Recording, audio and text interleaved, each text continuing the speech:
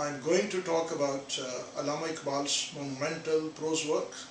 Its name is The Reconstruction of Religious Thought in Islam. Allama Iqbal gave a series of lectures in Madras, Hyderabad and Aligarh in 1928 at the request of the Madras Muslim Association. Later on, these highly valuable lectures were preserved in the form of a book titled The Reconstruction of Religious Thought in Islam. This highly philosophical book included only 6 lectures when it was first published in 1930. Later, another lecture was added to it and it was republished in 1934. The above mentioned book occupies an important position in the sphere of Muslim Renaissance because Allama Iqbal, the well-known poet and philosopher of Pakistan, has given in it a beautiful, lucid and scholarly expression to his religious, social, political and philosophical thoughts.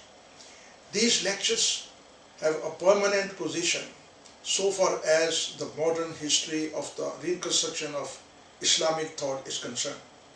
These lectures have contributed a lot to the molding of Islamic ideology.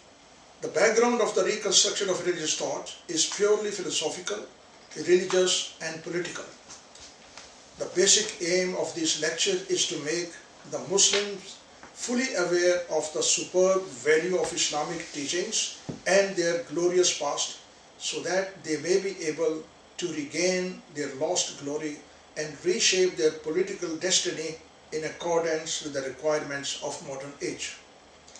Iqbal wanted Muslims to be aware of the golden and unforgettable deeds of their ancestors in order to secure for them a bright future. Keeping this aim in view, he has ruthlessly criticized their drawbacks, sluggishness, inactivity, narrow-mindedness, lifeless religious dogmas, certain so-called spiritual values, conventionalism, and negative attitude towards various problems of life.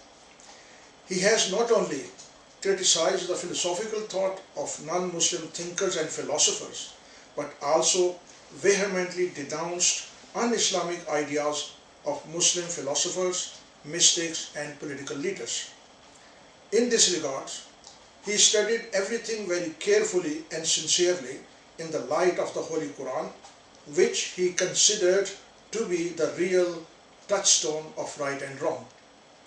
He criticized all those ideas, dogmas, and system of thoughts which are diametrically opposed to the fundamental principles of Islam. This is why making a comparative study of Greek philosophy and Islam, he has preferred Quranic teachings to the Greek philosophy. He has also made un-Islamic elements of mysticism a great target of criticism. In the course of these lectures, Iqbal wants to make it abundantly clear to the Muslims of the world that Islam is deadly against territorial divisions, so-called geographical differences, social segregation, blind faith, fatalism, passivity, demoralizing materialism, slavery, and atheistic socialism. With this fundamental objective in view, he has put a considerable emphasis on the importance of Islamic ideology, evolutionary conception of this universe, ijtihad, ego, and the attainment of moral and spiritual values. He repeatedly advises us, like a sincere thinker and far-sighted politician, to reconstruct and re-evaluate Islamic thoughts in the light of various existing requirements, advanced knowledge and scientific discoveries. He is of the opinion that Islam, being a universal, natural, evolutionary and dynamic religion, can guide us in all the important spheres of life. Iqbal has adopted a highly philosophical and scholarly style in the reconstruction of religious thought in Islam in order to convey his serious ideas to his readers. Pithiness and compactness are the two outstanding characteristics of this book. in order to thoroughly comprehend his underlying ideas, we have to ponder over them at every step. In other words, his thoughts dominate his feelings in these lectures. This kind of compact and serious style is usually adopted in every philosophical work.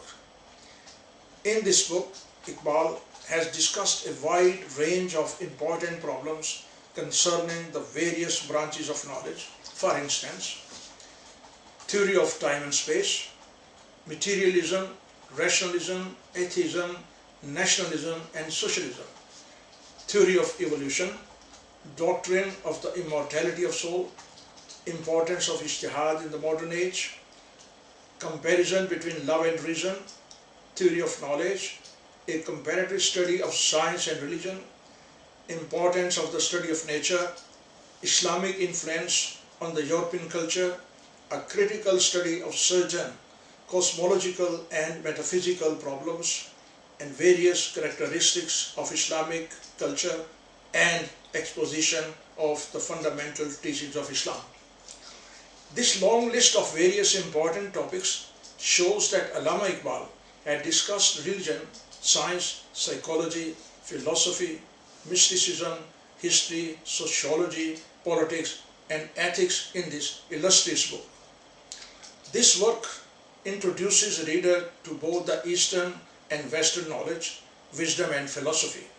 In short, Iqbal has expressed his thoughts about all those problems which are closely connected with our individual and collective life.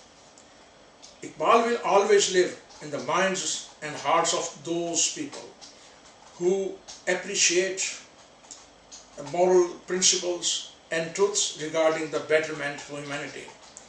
We should always bear in mind that Allama Iqbal is not only a poet of high rank, but also a very creative thinker who has revolutionized the domain of philosophy. He has created his own philosophy of life. Like a true believer and philosopher and a poet, he has expressed his thoughts and views after pondering deeply about the fundamental problems of life and death.